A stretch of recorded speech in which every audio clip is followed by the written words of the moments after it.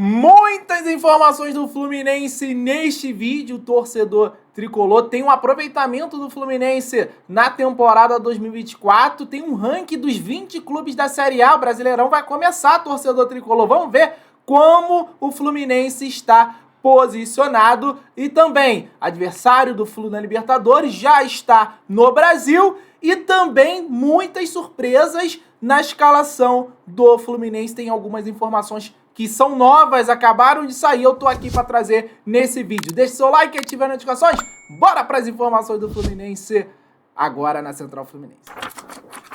Vamos começar com essa informação que é muito importante, torcedor tricolor, que é o aproveitamento do Fluminense na temporada 2024, que tem deixado a desejar. A torcida do Fluminense não tá gostando até aqui da temporada do time, né? Depois desse 1-1 com a Alianza, em duelo pela primeira rodada da Libertadores, o Flu viu seu aproveitamento na temporada cair mais.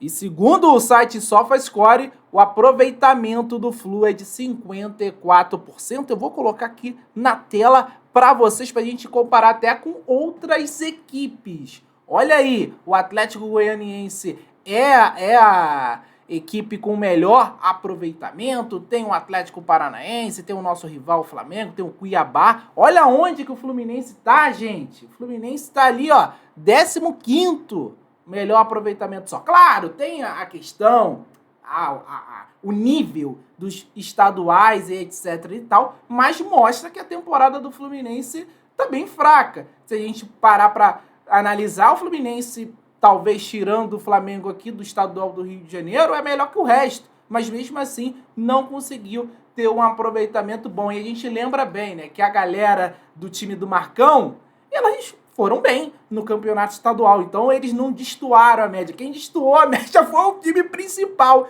do Fluminense enquanto esteve em campo no estadual 2024. É um fator que realmente é muito preocupante, torcedor tricolor, porque a gente está falando de um Fluminense que a gente espera brigar por grandes coisas na temporada, e não tem sido assim. Claro, fomos campeões da Recopa Sul-Americana, é importante lembrar também que a LDU estava em início de temporada também, então fica aquela sensação que o Fluminense ganhou pela individualidade. A gente tem o John Arias, né, e decidiu aquela partida que não foi nenhuma partida brilhante do Fluminense. E a gente vê que o Fluminense, gente, um aproveitamento de 54% apenas. Isso você considerando praticamente só o estadual, que geralmente infla os aproveitamentos dos clubes, né, os números, né, de gols, vitória. Cara, o aproveitamento do Fluminense tá bem ruim, torcedor tricolor. Começou a Libertadores, o Fluminense joga amanhã contra o Colo-Colo, o Campeonato Brasileiro começa também no sábado contra o Bragantino, e a gente espera que o Fluminense aumente esse aproveitamento, evolua dentro da temporada, porque realmente, torcedor tricolor, tá triste ver o Vasco tem um aproveitamento melhor que o Fluminense, gente. Isso não tem cabimento. O Vasco foi eliminado pro Nova Iguaçu, tava jogando aqui o campeonato estadual. A gente terminou a fase de classificação na frente do Fluminense. Então, você vê pelas equipes que estão na Série A do Campeonato Brasileiro, cara, não vai ter vida fácil esse Brasileirão, não. Ou o Fluminense, ele realmente melhora, ele evolui como time, coletivo, o Fernando Diniz encontre alternativas, ou a gente realmente vai sofrer muito, gente. E não é nem sofrer para disputa da vaga Libertadores, não. Jogando esse futebol, eu sou muito sincero aqui nesse canal. Fluminense jogando esse futebol de hoje, início de abril, não fica nem na primeira página da tabela. O Juventude, que tem o pior aproveitamento, eliminou o Internacional no Gauchão e fez a final disputada com o Grêmio. Né? Você tem outras equipes que são fortes. O Corinthians está abaixo ali, mas é uma equipe grande. Tem o Bragantino, tem o São Paulo, Fortaleza, Cruzeiro, que fez a final também disputada com o Atlético Mineiro, apesar de ter perdido. Você olha os times ali, cara, quem é a baba daí? Vitória foi campeão em cima do Bahia, lá no Baiano. Eu vi os 2 jogos, o time do Vitória bem ajeitado, bem arrumado, pelo Léo Condé. Então, cara, o Fluminense, ele precisa evoluir. A gente também tem que parar com essa coisa de, time foi campeão da Libertadores agora, o time foi campeão da Recopa agora, voltou agora da pré-temporada. Gente, a pré-temporada do Fluminense, ela começou no dia 25, dia 26 de janeiro. A gente já está em abril. A última vitória do Fluminense na temporada foi 29 de fevereiro. Amanhã o jogo é dia 9, né? Já são mais de um mês do Fluminense sem uma vitória na temporada. Isso não dá para ser considerado normal, mas tá aí esse número, esse ranking de aproveitamento do Fluminense na temporada até aqui 2024. Bora falar do Colo-Colo, que já está no Brasil para enfrentar o Fluminense.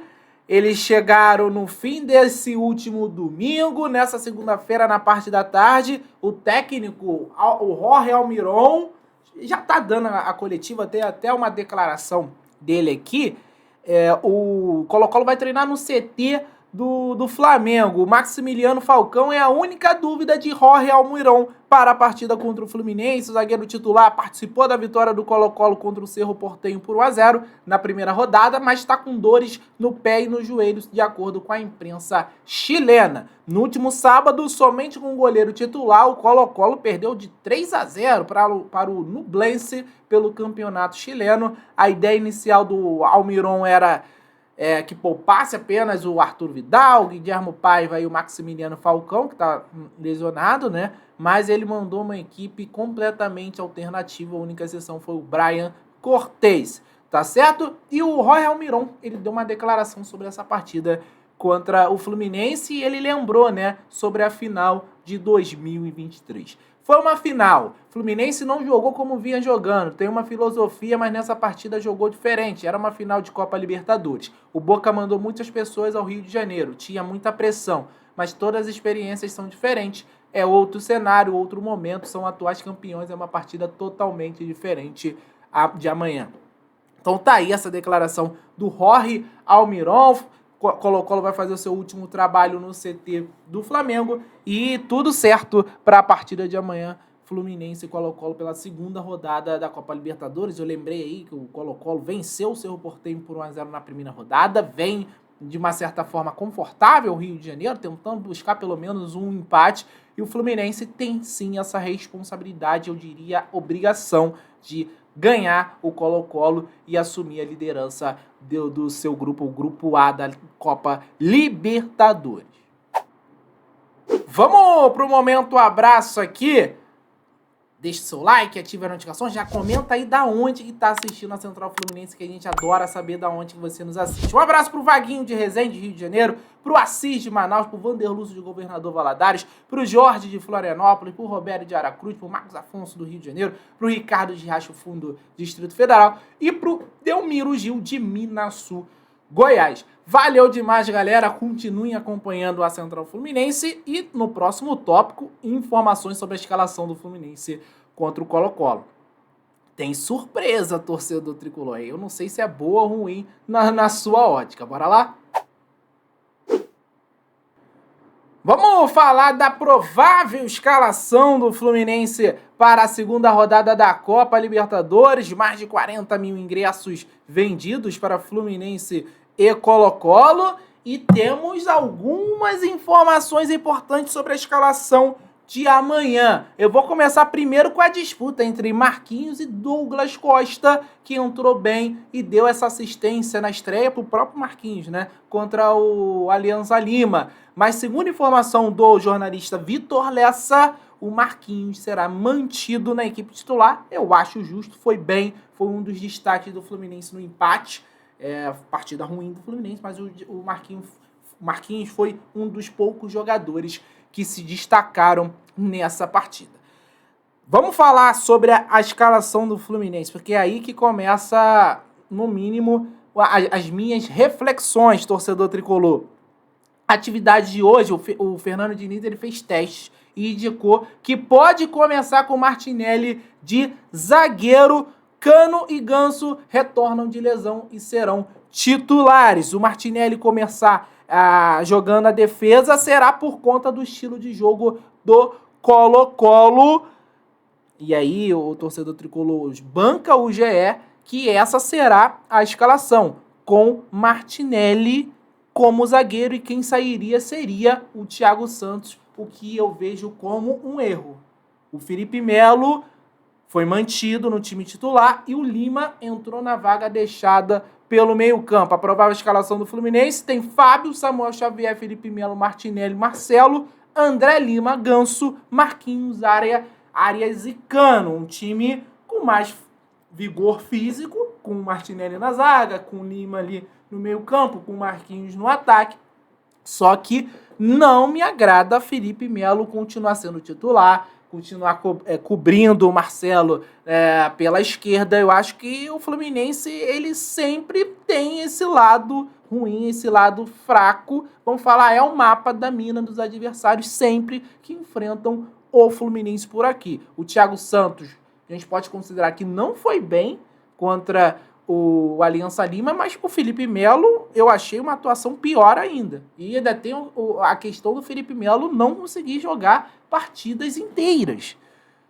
Marcelo também não vem bem, né? Se bem que não vai ter o Diego Barbosa ainda, o Marcelo também não vem bem. Então o Thiago Santos, ele vinha tendo um rendimento melhor do que o Felipe Melo, sendo bem sincero. Por mais que, claro, o Thiago Santos não é um Nino, longe disso, mas ele estava tendo atuações mais seguras do que o Felipe Melo dentro dessa proposta de jogo do Fernando Diniz. Então, a primeira reclamação é essa. A segunda é colocar o Martinelli de zagueiro e começar com ele dentro de campo. Eu fiz uma publicação no Twitter hoje e eu acho que serve muito para falar nesse vídeo aqui. Cara, o Fluminense ele ficou 2023 todo atrás do Antônio Carlos. O 2023 todo, vocês lembram dessa novela aqui? A gente trouxe informações, né? A novela como foi se arrastando até ter, entre aspas, o final feliz. E o cara tá à disposição, o Fluminense pagou lá a compensação financeira ao Orlando City e aqui nem é cotado para jogar. Nem é considerado para começar uma partida. E outra coisa, né? O Martinelli, ele perde o que ele tem de melhor no meio-campo. O melhor Martinelli que a gente conhece é no meio-campo, é como volante. Isso serve pro André também. O Fluminense, na minha visão, ele faz um planejamento muito ruim, principalmente, assim, num todo, né? Porque, cara, se você considerar as contratações dessa temporada, quantos a gente pode chamar de reforço? Reforço mesmo, que chegou e tá agregando no time. Hoje a gente pode falar o Marquinhos, o Douglas Costa, que tá entrando bem, e talvez ali, assim, tá abaixo, mas você pode considerar o Renato Augusto, ajudou muito no título da Recopa. Agora, o resto que veio nessa temporada, a gente não viu a cor da bola dessa galera aí, a gente não viu essa galera dar o ar da graça. Então, o Fluminense, ele tá num momento meio estranho, gente, tá num momento bem complicado. O Fernando Diniz segue com as suas convicções, com as suas improvisações. Eu já cansei de falar aqui na Central Fluminense, eu odeio improvisações, e você tem um cara como o Martinelli, que tem muita qualidade no meio-campo, e recuá-lo para a defesa, eu sempre acho muito ruim. A gente está no início da temporada, o Brasileirão vai começar agora, é verdade, mas você, desde fevereiro, praticamente, o Fluminense já improvisa, já conta com improviso numa posição, é algo bem ruim que a gente precisa refletir muito bem. Então, a tendência, segundo o Globo Esporte, é Martinelli sendo titular na defesa, o Lima entrando como volante, o Alexandre parece que perdeu muito espaço com o Fernando Diniz, e o Marquinhos deve ser o titular no ataque pelo lado direito do Fluminense. Retorno de Ganso, retorno de Cano. A gente espera um Fluminense bem diferente na noite desta terça-feira. Muito obrigado pela sua companhia. Deixe seu comentário, deixe seu like. Saudações tricolores. Tamo junto.